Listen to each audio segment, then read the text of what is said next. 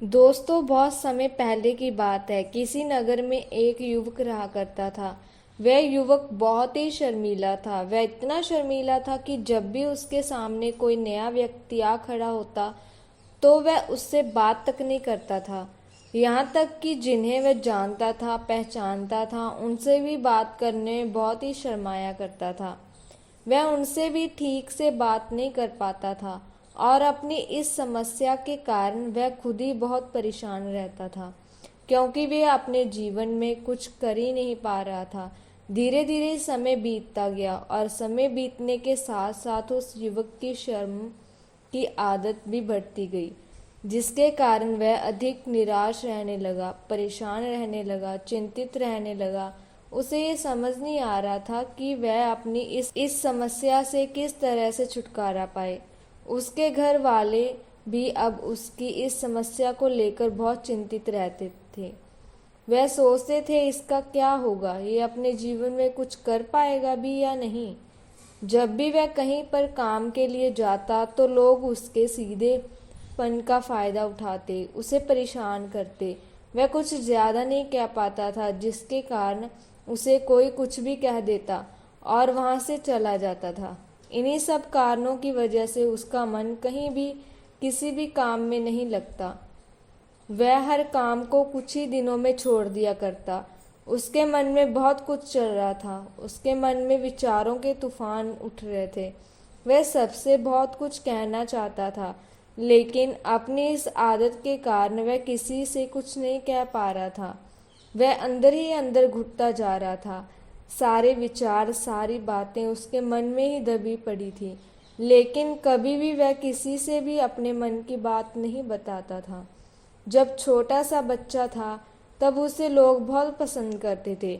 उसकी इस आदत को भी लोग सहारा थे, लेकिन इसी आदत की वजह से जब वह बड़ा हो गया, युवा हो गया, तो इसी आदत के कारण उसे अपना जीवन जीने में अधिक परेशानियां उठानी पड़ रही थी और वह युवक भी अपनी इस गलती के कारण बहुत परेशान रहता था। अपनी इस एक आदत से छुटकारा पाना चाहता था। वह चाहता था कि वह लोगों से अपने मन की बात खुलकर कह पाए। जो कुछ करना चाहता है, जो कुछ कहना चाहता है, वह सबसे वह खुलकर कह सके। लेकिन जब भी कोई दूसरा उसके सामने आता तो उसकी जुबान मानो खुलती ही नहीं थी। यहाँ तक कि वह अपने माता पिता के सामने भी ठीक से बात नहीं कर पाता था। केवल उसके कुछ मित्र थे जिन्हें वह अपने मन की बात कर पाता था। जब भी वह किसी बात का जवाब देता तो लोग उसकी हंसी उड़ाते, उसका मजाक बनाते। लोग कहते कि आज तो तेरा मुंह में भी जवान आ गई है। ये समस्या दिन ब दिन बढ़ती चली जा रही थी और इस समस्या के कारण अब उसके माता पिता भी अधिक चिंतित रहने लगे थे। वे चाहते थे कि उनका बेटा दूसरों के सामने अपने मन की बात रख सके, लेकिन एक दिन जब अपने उस बेटे को दूसरों के सामने शर्मिंदा होते हुए देख रहे थे, तभी उन्हें बहुत क्रोध आया और वे अपने बेटे को खरी खोटी सुनाने लगे। उन्होंने इसे इतना डांट दिया कि वह युवा लड़का अधिक क्रोधित हो गया और वहां से बिना कुछ कहे वहां से चला गया। शाम हो चुकी थी और अब तक उसका बेटा घर नहीं लौटा था। माता और पिता दोनों बड़े ही चिंतित थे। वे अपने बेटे को वापस घर पर देखना चाहते थे, लेकिन युवा लड़का तो भागते भागते पहाड़ की चोटी पर जा पहुंचा था। वह वहां से नीचे की ओर झांक रहा था और ईश्वर से कह रहा था कि हे भगवान, आपने मुझे ऐसा क्यों बनाया। लोग मेरा मजाक उड़ाते हैं, लोग मेरी हंसी उड़ाते हैं। जब मैं इस दुनिया में अपने मन की बात नहीं रख सकता तो किसी से कुछ कह ही नहीं सकता, तो फिर मैं इस जीवन को जीकर क्या करूँगा। जब भी मैं किसी को कुछ कहने की कोशिश करता हूँ तो लोग मेरा मजाक बनाते हैं, मेरी हंसी उड़ाते हैं, यहाँ तक कि वह मुझसे कुछ भी कहकर चले जाते हैं और मैं उनका जवाब नहीं दे पाता।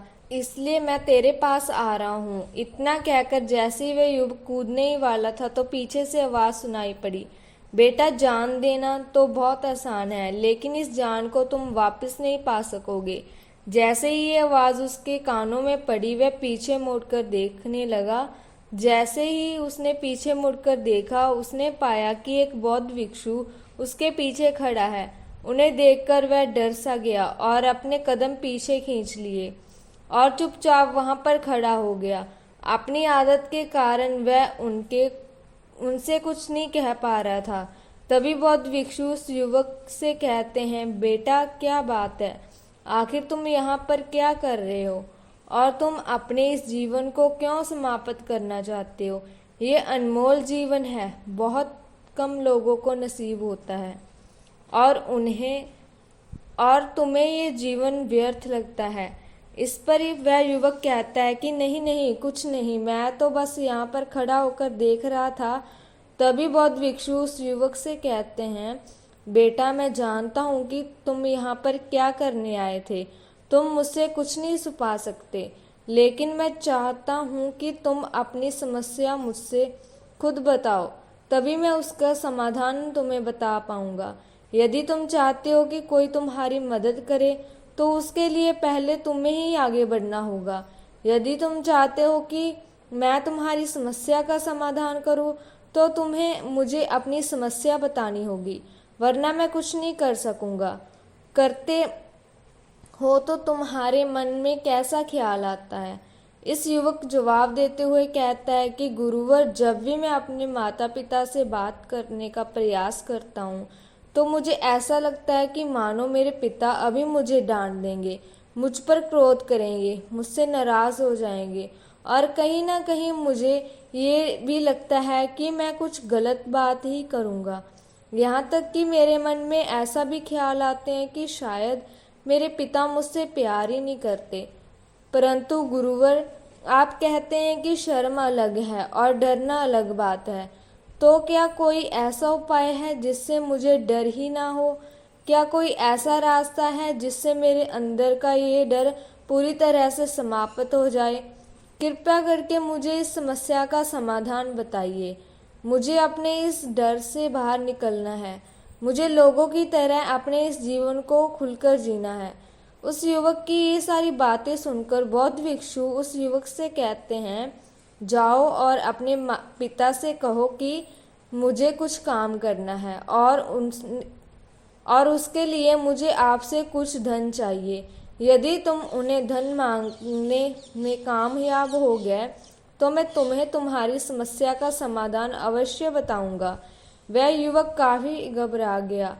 उसने उस गुरुवर से कहा कि हे गुरुवर, मुझे ये कार्य ना दीजिए, मैं उनसे कुछ नहीं कह पाता।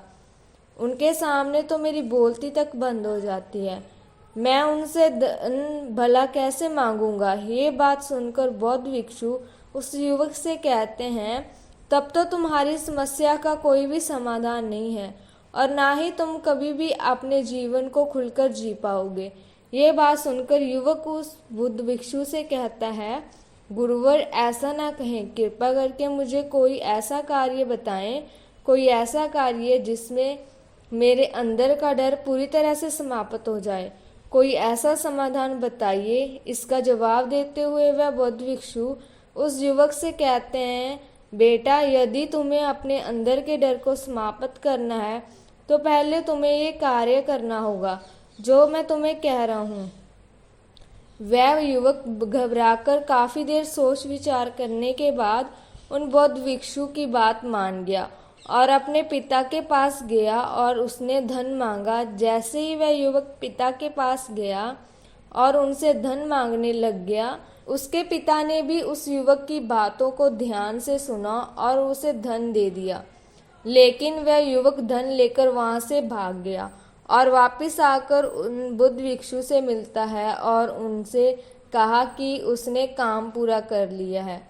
वहां से अब आप मुझे अपना समाधान बताइए। लेकिन उन बुद्ध भिक्षु उस युवक से कहते हैं, बेटा तुमने अभी तक मेरा कार्य पूरा नहीं किया है। जब तक तुम मेरे पिता से बात नहीं करोगे, तब तक मैं तुम्हें अपना समाधान नहीं बताऊंगा। उस युवक ने उन बौद्ध भिक्षु की बात मान ली और वे अपने माता पिता के पास गया और उनसे उन बौद्ध भिक्षु के बारे में बताया और उनसे कहा कि उन बौद्ध भिक्षु ने उस युवक को एक कार्य दिया था और यदि उस कार्य को पूरा कर देता है तो वो वृद्ध भिक्षु उसे उसके डर को समाप्त करने का उपाय बताते थे।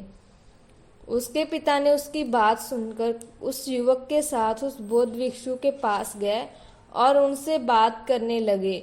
उन बौद्ध भिक्षु ने उस युवक के पिता से कहा कि यदि आप चाहते हैं कि आपका बेटा अपने जीवन को खुलकर जी सके तो उसे अपने मन की बात कहने के लिए प्रोत्साहित कीजिए, उसे डांट मत दीजिए और उसे प्यार कीजिए। यदि आप ऐसा करेंगे तो वह अपने मन की बात कहने से नहीं डरेगा और आपका बेटा एक खुशहाल जीवन व्यतीत कर सकेगा। ये बात सुनकर उसके पिता ने उन बौद्ध भिक्षु की बातों को ध्यान से सुना और उन बुद्ध भिक्षु को धन्यवाद देते हुए वहां से चले गए। और जब वे घर पर वापस पहुंचे तो उन्होंने अपने बेटों को भी ये बात समझाई कि उस युवक ने भी अपने पिता की बात को मान लिया और अब वह अपने मन की बात कहने से नहीं डरता था और वे अपने जीवन को खुलकर जीने लगा। इस तरह वह युवक अपनी शर्माने की आदत से छुटकारा पा गया और उसके जीवन में बहुत सारे सकारात्मक परिवर्तन आए और वे अपने जीवन को खुशी खुशी जीने लगा। दोस्तों, अगर आपको ये कहानी पसंद आई हो तो हमारे चैनल को लाइक, शेयर और सब्सक्राइब करना ना भूलें। मिलते हैं जी अब नेक्स्ट वीडियो में, तब तक के लिए धन्यवाद।